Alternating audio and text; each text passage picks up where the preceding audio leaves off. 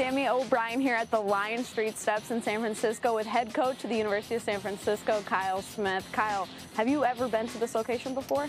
I actually have been several times. It's my go-to default workout spot. Great. All right, I always tell myself I'm going to run up and down these steps. I've yet to do that, but I enjoy the view. We'll get into your history a little bit. You came over from Columbia, but you are familiar with the West Coast Conference. You were an assistant at a variety of different schools for over 18 years. What's bringing you back to the West Coast? Just that. I love the WCC, and I've always talked about just the camaraderie, the value-based institutions, and I'd be lying if I said I wasn't keeping an eye on the league when I was back in New York, and the weather.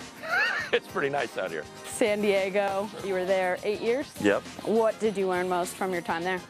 Kind of cut my teeth and got to really learn everything A to Z, whether it was actually literally running the clock at practice or doing laundry. I was surrounded by some awesome people, obviously Randy, Hank Egan, who went on to go coach in the NBA, and I coached David Fizdale, Lamont Smith, and they're obviously doing really well. And it stinks I have to compete against Lamont, but Mike Brown. St. Mary's, you were there with Randy Bennett. What were you able to learn from him, as well as Patrick Mills, Matthew Dellavedova?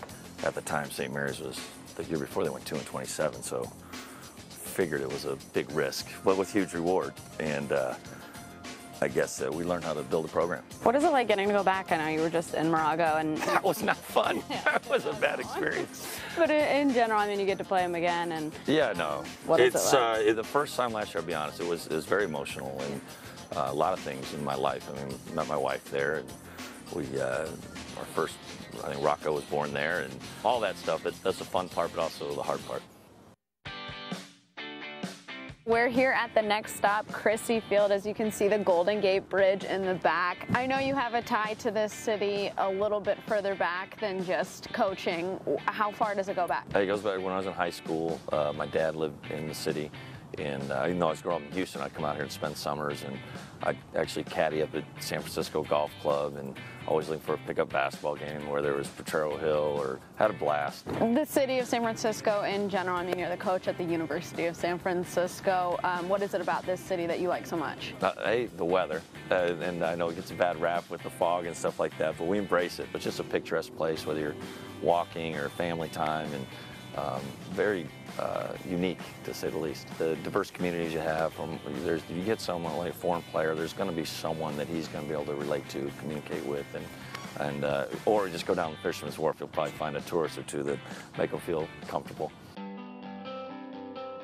Last stop is campus. Yes. Here we are, beautiful spot.